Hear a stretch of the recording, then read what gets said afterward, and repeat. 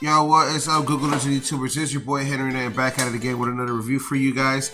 Can't leave this review. Oh man, I'm sorry, my eyes itching. Sorry guys, can't leave this review on the Terminator Part 2 Judgment Day. I was just watching it yesterday. This movie is a masterpiece film. Excuse me. James Cameron, what he did was amazing with this film. You can actually look it up and Google it a lot and check it out. The behind the scenes and how they made this movie. That I heard it was a bunch of free-handed. Pretty much meaning that they did this all like without licenses and all that shit. So it's really cool how how they filmed everything and how they got it. Movie is dope. Movie is badass as fuck. Arnold Schwarzenegger at the time was like the world's strongest man, or had just been one of those guys, and the movie is absolutely perfect. It was the second one to the first one, and I was leaving I was watching. I was like, oh man, what's really important about this movie is the relationships of the movie. So check it out. In the first one, so this is about the movie. The movie is basically, like you guys know, about mankind versus AI technology, right? Which today we'll call AI technology, but in the movie they call it cyborg, and pretty much it's the same shit, right? Saying that, like, okay, so the computers, in other words, AI technology computers, and pretty much then what they do is, well, you don't find out until the first one, because the first one it tells you, but you don't see it until the second one, which is another note. I gotta give a big comment on that about the scene that they show of the nuclear bomb explosion in the second one, and you see people turn into dust. It's just amazing. Well, not amazing, but you know what I mean. Like, it's just really graphic, really badass.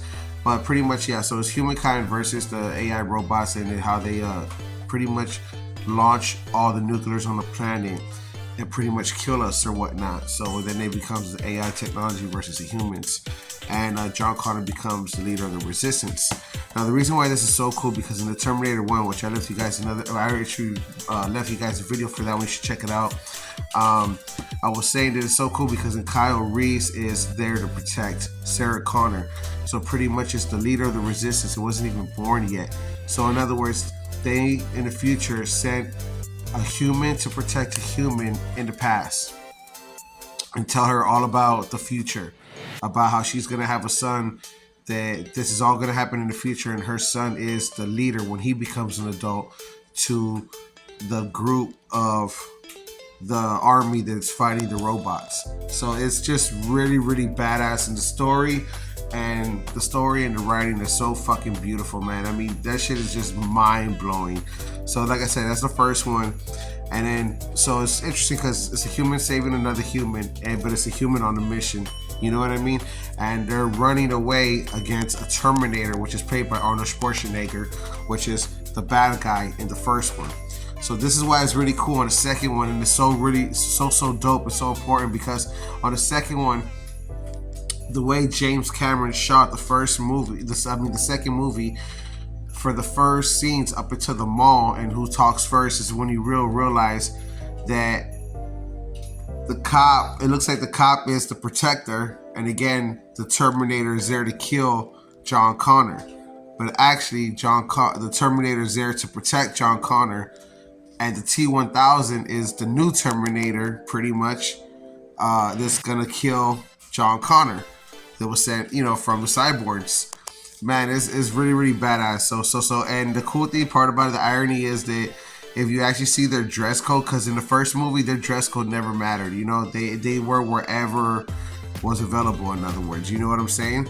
They didn't care about their dress code. So the irony in this one that was really dope is that the bad guy happens to be wearing a police officer uniform, which is so dope, and the good guy happens to be wearing a biker gang uniform. In other words, black pants, black jacket, leather jacket, shirt, black shades, on a motorcycle or on a on a bicycle. On a bike, on a cruiser.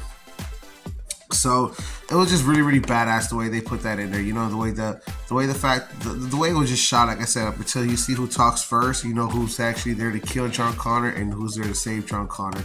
And what's really cool about it, as if the movie continues, you get to see that Sarah Connor, a human now in the second movie, teams up with the Terminator to save another human, which is her son John Connor, from another Terminator, which is the T-1000. Man, the movie is just so fucking badass written the way it is together. And it has to be one of the best endings I have ever seen in any similar movie. I mean, don't get me wrong. Of course, now talking in this year, 2023, the year that we're in now, but I'm saying like back then, for a very, very long time, I think up until what's that movie with the Avengers, Infinity War, like, have I seen such a surprising ending that was so well written? In other words, it caught me completely off guard, off surprise. So that movie, the movie The Terminator at the ending was just one of the best endings I've ever seen. Action-packed movie from beginning to end. It's so good, man. It's so good. You have to check it out. Like I said, right now, shout out to Netflix. They dropped off a few bangers. Terminator 2 is one of the movies you can catch right now if you have Netflix. Don't forget to Google, like, follow, subscribe. Guys, hope you guys are enjoying the channel. Don't forget to leave a comment, leave a like, or just press the share button. Press the subscribe button. Helps a lot. Helps the channel a lot. All right, guys. I'll see you guys on the next one. Peace.